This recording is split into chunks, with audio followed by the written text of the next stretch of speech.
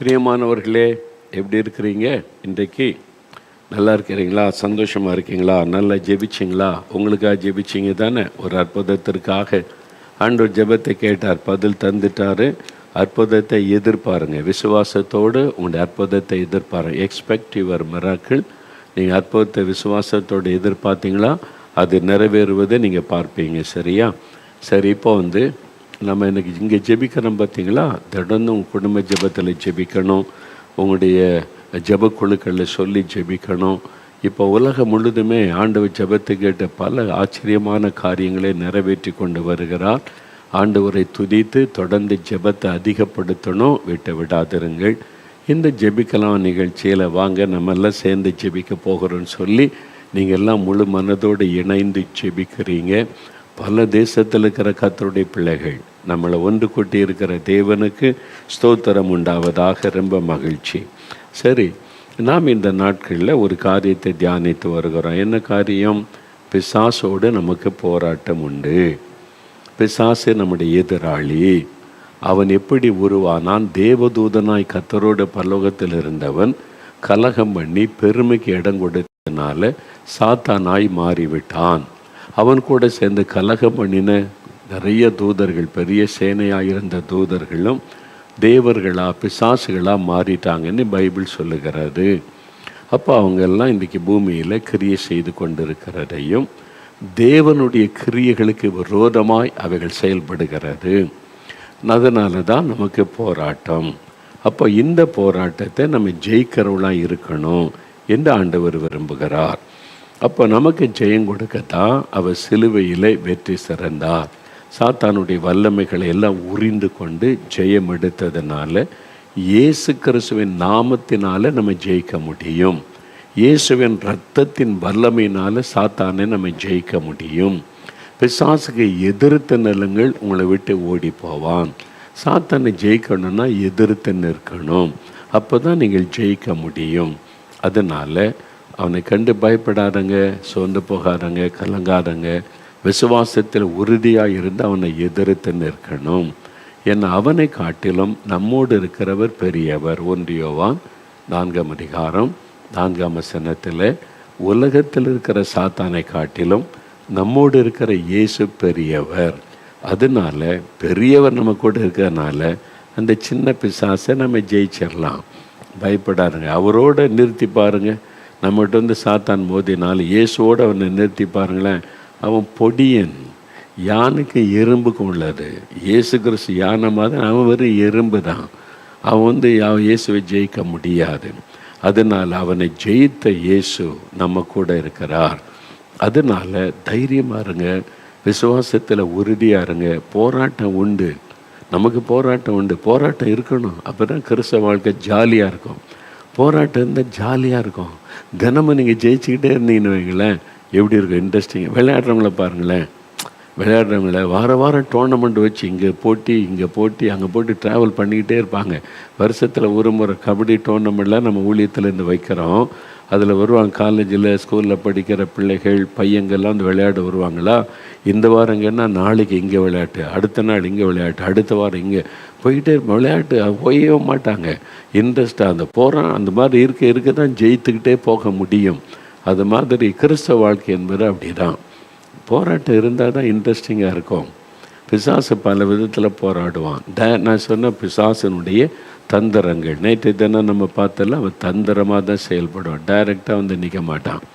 அவன் தந்திரமாய் ரகசியமாய் சாத்தான் தான் நமக்கு விரோதமாக போராடுகிறான் என்பதையே நம்ம தெரியாமல் இருக்கும்படி போராடுவான். உங்கள் மனைவியை வச்சு அவன் போராட்டத்தை நடத்துவான். உங்கள் பிள்ளைகளை வச்சு போராட்டத்தை நடத்துவான். உங்கள் கணவரை வைத்து போராட்டத்தை நடத்துவான். உங்கள் மேல் அதிகாரியை வச்சு உங்களுக்கு விரோதமாக யுத்தத்தை நடத்துவான். உங்களுடைய பக்கத்தில் வியாபாரியை வச்சு உங்களுடைய வியாபாரத்துக்கு போராட்டம் நடத்துவான். நீங்கள் இந்த மனிதர்களே பார்த்துக்கிட்டு இருப்பீங்க. இவன் தான், இவர் தான், இவங்க தான், வீட்டுக்குள்ளே இவங்க தான், மாமியார் தான், மருமகள் தான் பார்த்துக்கிட்டே இருப்பீங்களா. அவன் சிரிச்சுக்கிட்டே நிற்பான், நம்மளை திசை திருப்பிடுவான். பின்னால் இருக்கிற அந்த ஆவி, அந்த சாத்தான் தான் இவங்களெல்லாம் பயன்படுத்தி நம்மளை டிஸ்டர்ப் பண்ணுகிறான். நம்ம இந்த மனிதர்களே பார்த்துக்கிட்டோம். அதனால தான் மாம்சத்தோடு இரத்தத்தோடு போராட்டம் அல்ல. எபேசியர் 6:12 என்ன சொல்லுது? மாம்சத்தோட ரத்தத்தோடு நம்முடைய போராட்டம் அப்படின்னா என்ன அர்த்தம்? மாம்சமும் இரத்தமும் உடைய மனிதர்களோடு நம்முடைய போராட்டம் அல்ல. இப்போ எங்களுக்கு விரோதமாக எத்தனையோ மத அமைப்புகள், தீவிரவாத அமைப்புகள் இருக்கிறது. மத தீவிரவாதம் அவங்களுக்கு எங்களை கண்டுபிடிக்காது. எங்களுக்கு விரோதமாக வீடியோ போடுறது, பேசுகிறது, செய்கிறது, எழுதுறது, எங்களை அட்டாக் பண்ணுறது, நிறைய பேசுகிறது, இதெல்லாம் நடக்குது நிறையா. அப்போ இது அவங்க எங்களுக்கு எதிராளி கிடையாது. அந்த பேசுகிறாங்களே அந்த தீவிரவாத அமைப்புள்ள லீடரோ தலைவரோ அந்த ஆட்களோ அவங்க மனிதர்கள், அவங்க என்னுடைய சகோதரர்கள் சகோதரிகள். அந்த மாம்சமாக ரத்தமுடைய அவங்க இல்லை. அவங்களுக்கு பின்னால் இருந்து இயக்குகிற சாத்தான் தான் ஊழியத்துக்கு விரோதமாக எழும்பி ஊழியத்தை முடைக்கணும், இந்த ஊழியக்காரனை முடைக்கிறணும், இதன் மூலமாக ஆண்டவுடைய ராஜ்யம் பரவுது, தெய்வத்திட்ட நிறைவேறுதுன்னு சொல்லி அவங்கள வச்சு நம்மளை அட்டாக் பண்ணுகிறான். இதை அறிந்து கொண்டாலே ஈஸியாக ஜெயித்தரலாம். அப்போ இந்த மனிதர்களோடு நீங்கள் மோத மாட்டீங்க, அந்த ஆவிகளோடு மோதுவீங்க. கண்ணுக்கு தெரியாமல் இருந்து செயல்படுகிற எதிரி அதை ஜெபத்தில் தான் ஜெயிக்க முடியும். அது பரிசுத்தாவில நிரம்பி ஜெபிச்சா தான் ஜெயிக்க முடியும். இதை விளங்கி கொண்டீங்கன்னா அப்போவே பிசாசு பக்கத்தில் வரமாட்டான். சாத்தானுடைய தந்திரங்கள் தெரிஞ்சிட்டனாலே பிசாசு வரமாட்டான், பயப்படுவான் உங்களை கண்டான். அதனால தான் பிசாசின் தந்திரங்கள் நமக்கு தெரியாதவைகள் அல்லவே அப்படின்னு 2 கொரிந்தியர் 2:11 சொல்லப்பட்டிருக்குல்ல. எப்படி தெரியும் பிசாசு தந்திரம்? பரிசுத்த ஆவியானவர் மூலமாய். இப்போ பாருங்கள், இயேசு கிறிஸ்து அப்போஸ்தலர் 10:38 இயேசு கிறிஸ்துவை தேவன் பரிசுத்தாவினால் வல்லமையினால் அபிஷேகம் பண்ணி இருந்தார். பிசாசின் வல்லமையில் அகப்பட்ட யாவரையும் இயேசு குணமாக்கினார். பிசாசின் வல்லமையில் அகப்பட்டவங்க யாவரையும் நீ பாருங்களேன், லூக்கா 13 அதிகாரத்தில் இயேசு ஒரு ஜபாலயத்துக்கு போகிறார். அங்கே 18 வருஷம் கூனியாக இருந்த பெண், தெரியும், குனிஞ்சு அவளால் நிமிர்ந்து பார்க்க முடியாது. 18 வருஷம் கூனியாக இருக்கிறாங்க. குனிஞ்சே தான் நடக்கணும். ஆனால் பக்தியாக இருக்கிறாங்க, சர்ச்சுக்கு வர்றாங்க, கர்த்தரை ஆராதிக்கிறாங்க, ஜபாலயத்துக்கு வர்றாங்க. அப்போது எல்லோரும் நினச்சாங்க அவளுக்கு ஒரு வியாதி வந்துட்டுங்க, இனிமே அவ்வளோதான், அப்படி முதுகு எலும்பு ஏதோ வளைஞ்சிட்டு அவ்வளோதான் நீ. அப்போது யாருமே கண்டுபிடிக்காத ஒன்று என்ன, வைத்தியர்கிட்ட போயிருப்பாங்க, மருத்துவம் செய்திருப்பாங்க, தெரியல. இயேசு அவளை பார்த்தோன்னே கண்டுபிடிச்சிட்டார், இது ஒரு ஆவி, பலவீனப்படுத்துகிற ஆவி. இது பின்னால் இருக்கிற ஆவியை இயேசு கண்டுபிடிச்சிட்டார். அவருக்குள்ள அந்த பரிசுத்த ஆவியானவர் இருந்ததுனால இது ஒரு பலவீனப்படுத்துகிற ஆவின்னு கண்டுபிடித்து இயேசு விடுதலை யாவானார். அந்த ஆசுத்தாவி போயிட்டு உடனே நிமிர்ந்துட்டாங்க. அவ்வளோதான். இதைத்தான் நம்ம கண்டுபிடிக்கணும். அந்த ஆவி, அந்த வியாதிக்கு பின்னால் இருந்து ஒரு ஆவி, அந்த ஆவி போன உடனே சுகமாயிட்டாங்க. அப்போ எல்லாரும் பார்த்தா டாக்டர்ஸோ மருத்துவர்களோ மனிதர்களை பார்த்து என்ன சொல்லியிருப்பாங்க, இது ஒரு சிக்னஸ்ஸு. இன்னும் மருத்துவ உலகத்தில் ஆராய்ச்சி பண்ணால் அதுக்கு ஒரு பேர் கொடுத்துருவாங்க. என்ன பேர் இருக்குது, உண்மைதான். ஆனால் அதுக்கு பின்னால் இருக்கிற ஒரு ஆவி இருக்கிறது. இதை கண்டுபிடிச்சிட்டா நம்ம ஈஸியாக ஜெயித்தரலாம். பார்த்தீங்களா? அப்போது நீங்கள் பாருங்களேன், அமெரிக்காவில் ஒரு நான் சில வருஷத்துக்கு முன்னால், ஒரு 10 வருஷத்துக்கு முன்னால் போயிருக்கும்போது செய்தித்தாள் ஒரு ஆர்டிக்கிள் வாசித்தேன். அமெரிக்காவிலேயே பிரபலமான கேன்சர் ஸ்பெஷலிஸ்ட் டாக்டர் நிறைய இருக்காங்க. இவரும் கேன்சர் ஸ்பெஷலிஸ்ட்டு. ஆனால் இவர்கிட்ட கேன்சர் வியாதி உனக்கு வந்தால் இவர்கிட்ட ட்ரீட்மெண்ட் எடுத்தால் கிட்டத்தட்ட மோர் தென் 90% சுகமாயிடுறாங்க. 90%க்கு மேலே சுகமாயிடுறாங்க. இது அதிகம் மற்றவங்களை விட. அதனால் அவரை பேட்டி கண்டாங்க. எப்படி உங்களால் இது சாத்தியமாகிறது? அப்போ ஒரு அனுபவத்தை சொல்லி நான் வாசித்தேன் அந்த ஆர்டிக்கிளில், ஒரு மேகசினில். அவர் என்ன சொல்கிறாருன்னா, அவர் ரட்சிக்கப்பட்டு பரிசுத்தாவின் அபிஷேகம் பெற்றவர். இந்த டாக்டர் கேன்சர் ஸ்பெஷலிஸ்ட், பரிசுத்தாவினால் நிரப்பப்பட்டவர், ஆவிலை நிறைந்த அந்நிய பாஷையிலே ஜெபிக்கிற அனுபவம் உள்ளவர். அவர் என்ன சொல்லுகிறார், இந்த கேன்சர் வருவதற்கு பல காரணம் இருந்தாலும் பெரும்பாலும் அந்த வியாதிக்கு பின்னால் இருப்பது ஒரு ஈவில் ஸ்பிரிட், ஒரு ஆவி. அதனால தான் இங்கே மார்பு பகுதியில் கட்டி தெரியுதுன்னா அதனுடைய வேர் எங்கே இருக்குமுன்னே தெரியாது. காலில் கூட இருக்கலாம், வயிற்றுக்குள்ளே இருக்கலாம், எங்கே இருக்குன்னு தெரியாது. இங்கே தான் இதை கட் பண்ணி எடுத்தோடனே டக்குன்னு வயிற்று பகுதியில் வெளிப்படுது. அங்கே கை வச்ச உடனே கால் பகுதியில் இப்படிலாம் சொல்லுவாங்கள்ல ஒரு காலம். இப்போது நிறைய அதில் கண்டுபிடிப்பை வளர்ந்து ஆராய்ச்சி பண்ணி அவர் என்ன சொல்லுகிறார், நம்ம அதுக்கு பின்னால் இருப்பது ஒரு ஆவி. அந்த வியாதியை கொண்டு வந்து மனுஷருடைய ஜீவனை எடுக்கிற ஒரு ஆவி. அப்போ ஒரு இடத்துல ஆப்ரேஷன் பண்ணோன்னே அந்த ஆவி டக்குன்னு அடுத்த உறுப்பை தாக்கிறோம். அங்கே ஆப்ரேஷன் பண்ணோடனே அடுத்த உறுப்பை தாக்கிறோம். அந்த ஆவி அப்படியே அந்த சரீரத்துக்குள்ளே தாக்கி கொண்டே இருக்கும். இது ஆவியானவர் எனக்கு கற்றுக் கொடுத்து, இவர் என்ன பண்ணுவாராம், கேன்சர் பேஷண்ட்டுன்னா எல்லாம் செக் பண்ணிவிட்டு மருத்துவத்துறையில் உள்ள மாதிரி எல்லாமே செஞ்சிருவார். ஆப்ரேஷன் தேட்டருக்குள் வந்த உடனே அவர்கிட்ட சொல்ல, அவங்களுக்காக நான் ஜெபிக்க போகிறேன், நீங்கள் விசுவாசிங்க, என் கூட சேர்ந்து ஜெபம் பண்ணுங்கன்னு சொல்லி ஆவியில் நிரம்பி ஜெபிப்பாராம். முதலாவது, இந்த சரீரத்துக்குள்ளே இந்த வியாதியை கொண்டு வந்திருக்கிற பொல்லாத ஆவியே, உன்னை இயேசுவின் நாமத்தில் கடிந்து கொள்ளுகிறேன், இந்த சரீரத்தை விட்டு விலகி போ அப்படின்னு சொல்லி அந்த ஆவியை முதல்ல கடிந்து கொண்டு ஜெபிப்பாராம். அப்போ அந்த நல்ல ஸ்ட்ராங்காக ஆவியில் நிரம்பி அந்த நிச்சயம் மறு வரைக்கும் ஒரு ஜெபம் செய்வாராம். அவர் பரிசுத்தாவிகளை அந்த ஆவி வெளியேறி போன உடனே, அப்போ ஏற்கனவே அந்த ஆவி தாக்கி அவனுடைய மார்பிலையோ வயிற்றிலையோ கணையத்திலையோ எங்கேயோ அந்த நோயினுடைய பாதிப்பு வந்திருக்கிறாரு.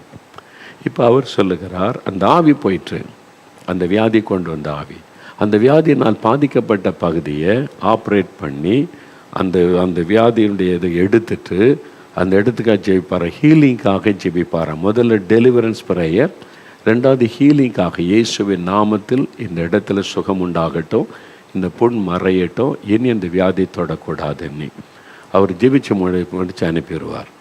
அதனால இவருடைய ஆப்ரேஷன், இவருடைய ட்ரீட்மெண்ட்டு பெரிய சக்ஸஸ். இது மாதிரி அவர்கிட்ட போனவங்க திருப்பி அந்த வியாதி வருவதே இல்லை. அவங்களுக்கு ஆலோசனை கொடுத்து அனுப்புகிற, பைபிள் வாசிங்க, ஜெபிங்க, கர்த்தரை காத்துக்கொள்ளுங்க அப்படின்னு சொல்லிட்டு. இதுதான் எழுதியிருந்த ஒரு அனுபவம். அப்போ பெரும்பாலான வியாதிகள், மருத்துவத்துறையில் பல காரணங்கள் இருக்கிறது உண்மைதான். ஆனாலும் பெரும்பாலான வியாதிகளுக்கு முக்கிய காரணம் பின்னால் இருந்து செயல்படுகிற அந்த ஆவி. அதனால தான் வசனத்தில் அப்போஸ்தலர் 10:38 பிசாசின் வல்லமையில் அகப்பட்ட யாவரையும் இயேசு குணமாக்குகிறவராய் சுற்றி தெரிந்தார். இயேசுக்கிட்ட ஒரு குருடனை கூப்பிட்டு வர்றாங்க, எனக்கு கண் தெரியாதுங்க அப்படின்னு. இயேசு அவனை பார்க்குறார். அவனுக்கு கண்ணில் வியாதி பாதிப்புன்னு தான் எல்லோரும் நினச்சாரு. ஆனால் ஒரு குருட்டு ஆவி அவனுடைய கண்ணை தாக்கியிருந்து இயேசு அந்த ஆவியை துரத்தினார்.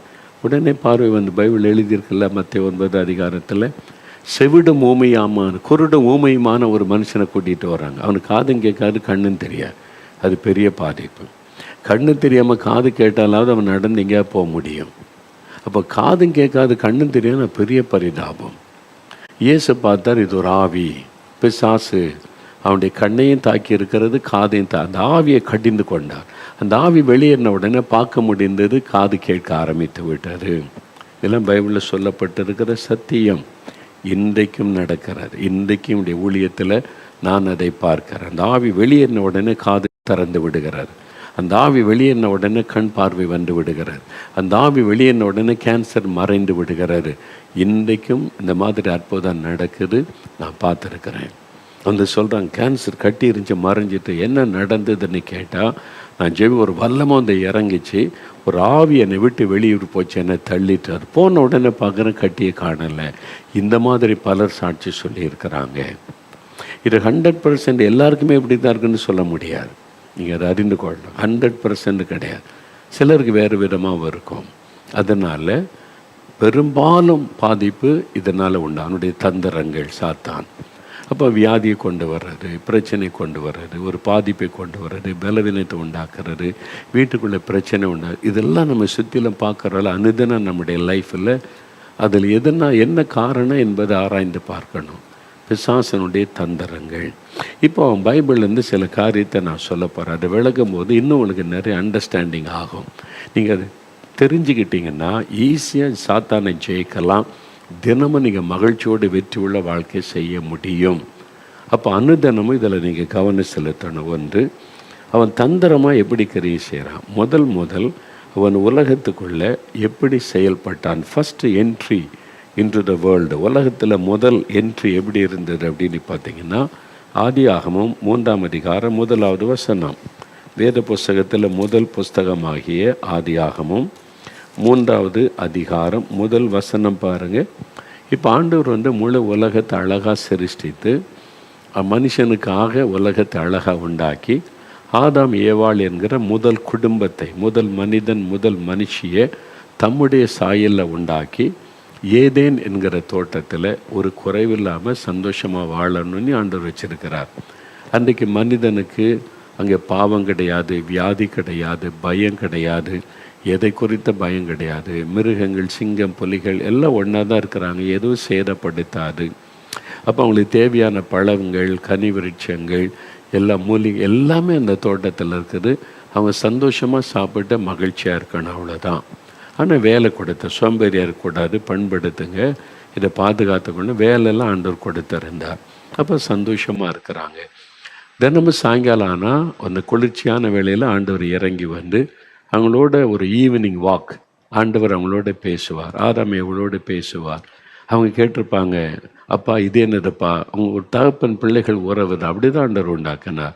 இது என்னதுப்பா அப்படின்னு கேட்டால் ஆண்டவர் பிள்ளைகளே அப்படின்னு ஆண்டவர் பேசியிருப்பார். எவ்வளோ அழகான ஒரு உறவு ஆண்டவருக்கு மனுஷனுக்கு, அப்படி தான் ஆண்டவர் உண்டாக்குனார். அப்படியே பயங்கரமான தோற்றத்தோட ஆயுதங்களோட பல்ல கடிச்சிட்டு நாக்கை நீட்டிக்கிட்டு இப்படி இரு அப்படி இரு பயந்து அப்படி ஆண்டவர் கிடையாது. ஒரு தகப்பனை போல நேசிக்கிற அன்பான குணம், கையை பிடிச்சிட்டு நடக்கலாம், அவரை பார்த்துக்கிட்டு பேசலாம். அப்படிதான் ஆண்டவர் மனிதனை உண்டாக்கினார். அப்படிதான் மனுஷனுக்கு ஆண்டவருக்குள்ள ரிலேஷன்ஷிப் அப்படிதான் இருந்தது. அதுதான் ஆண்டவருடைய விருப்பம். அவங்க என் பிள்ளைகளாக இருக்கணும், சந்தோஷமாக இருக்கணும், என்கிட்ட பேசணும், என் கூட நடக்கணும்னா அவங்களோட பேசணும். அப்படி தான் ஆதியில் ஆண்டவர் உண்டாக்கி வச்சிருந்தார்.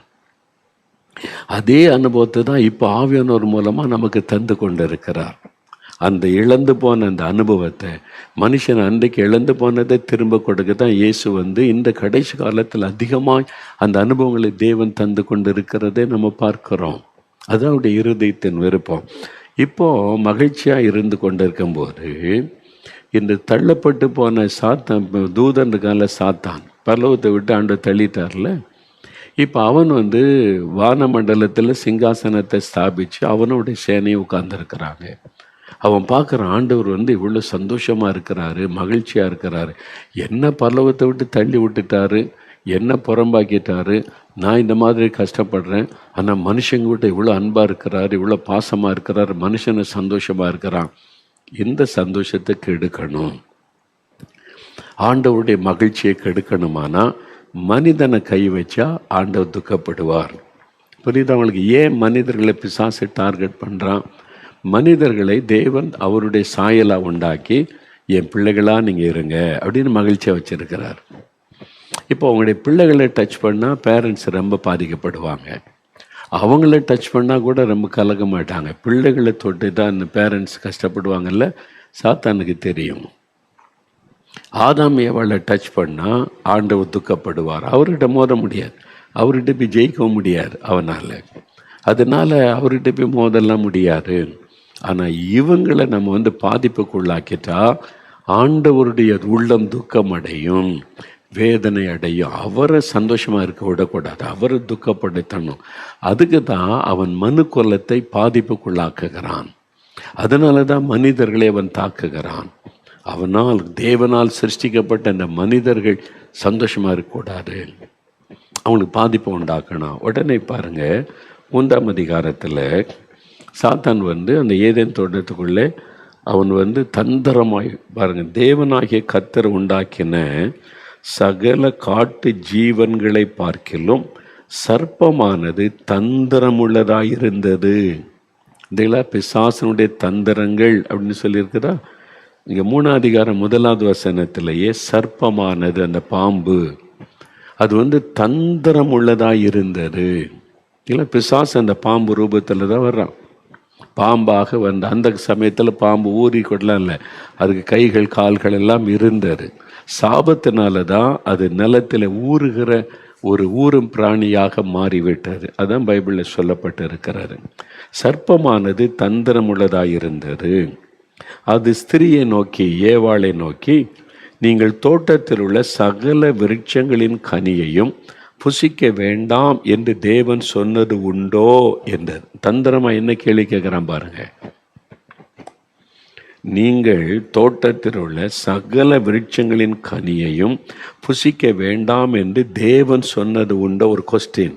இதான் பிசாசனுடைய தந்திரம், கேள்வியை எழுப்புவது. மனதில் அப்படி சந்தேகத்தை எழுப்பி கேள்வி கேட்க வைப்பார். தந்திரமாக வந்து அவளுக்கு ரொம்ப நன்மை செய்கிற மாதிரி தந்திரமாக பேசுகிறான். இல்லைங்களா? ஆண்டவர் சொன்னார், நிறைய கனி விருட்சங்கள், ஜீவ விருட்சத்தெல்லாம் உண்டாக்கி வச்சு எல்லாத்தையும் நீங்கள் புசிக்கலாம்.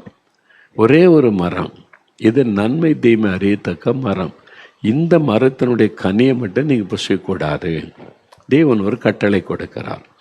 அவங்களுக்கு எல்லா வசதிகள் உரிமையும் கொடுத்த ஆண்டவர் ஒரே ஒரு கட்டளை கொடுக்கிறார், இந்த மரத்தில் உள்ள கனியை மட்டும் புசிக்க வேண்டாம்.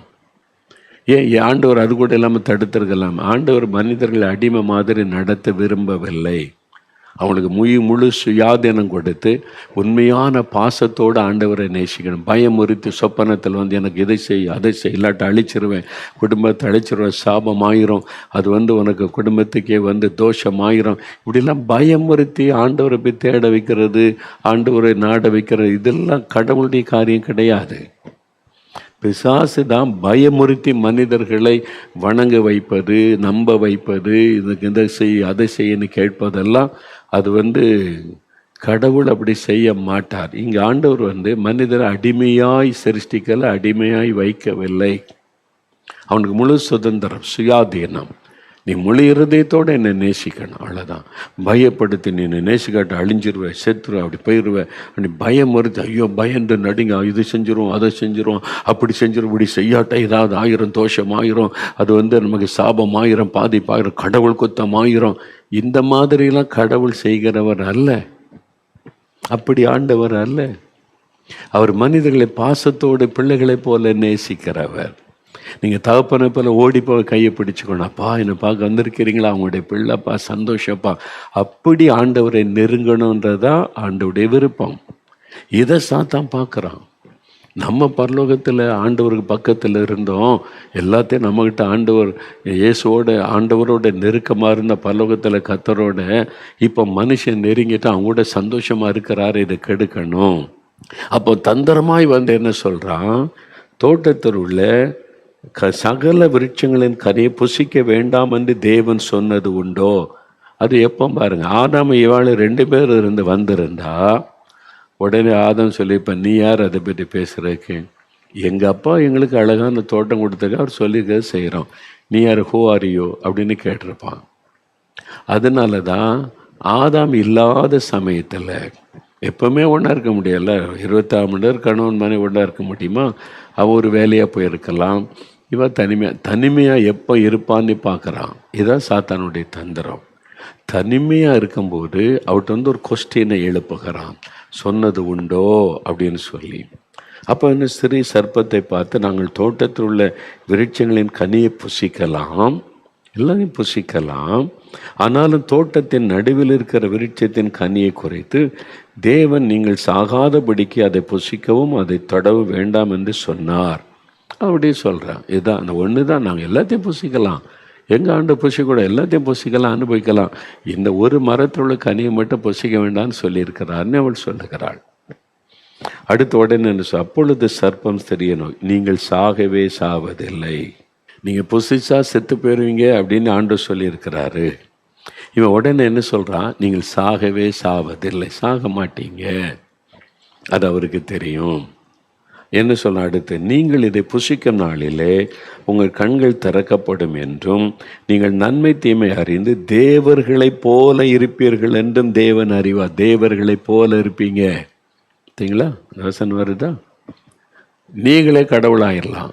இன்றைக்கி அந்த உபதேசம் வருதா, நீயே கடவுளுப்பா, நிறைய சொல்லலாம், நீயே கடவுள், நீ தான் கடவுள், உனக்குள் கடவுள் வந்துட்டா நீ தான் கடவுள், அதனால் நான் கடவுள் என்ன வணங்கு, நான் கடவுளை தரிசித்தேன், கடவுள் தரிசனமாக கடவுள் எனக்குள்ள வந்து என்ன வணங்கு. இந்த மனுஷன் வணக்கம் இந்தியாவில் 2 லட்சம் பேர் இருக்காங்களாம், சாமியார்கள் தங்களை கடவுளாய் வெளிப்படுத்தி தங்களை வணங்க வைக்கிறவங்க இந்தியாவில் மட்டும் 2 லட்சம் பேர் இருக்கிறாங்க மனிதர்கள். அவன் செத்துட்டா நாளைக்கு அடக்கம், கல்லறைக்குள்ளே போயிடும், அவ்வளோதான். இதுக்கு முன்னாலே தன்னை கடவுள்னு காமிச்சு வணங்கின எத்தனை பேர் செத்து கல்லறைக்குள்ளே போயிட்டான், அவ்வளோதான். அவங்க இப்போ உயிரோடு இருக்காங்கன்னா இல்லை. மனிதன் கடவுள் ஆகவே முடியாது, அறிந்து கொள்ளுங்க. அவன் என்ன மாதிரி வேஷம் போட்டு வந்தாலும், என்ன மாதிரி ட்ரெஸ்ஸு போட்டு வந்தாலும், என்ன மாதிரி அவன் இதெல்லாம் ஜோடித்து வந்தாலும் மனுஷன் கடவுள் ஆகவே முடியாது, அறிந்து கொள்ளுங்க.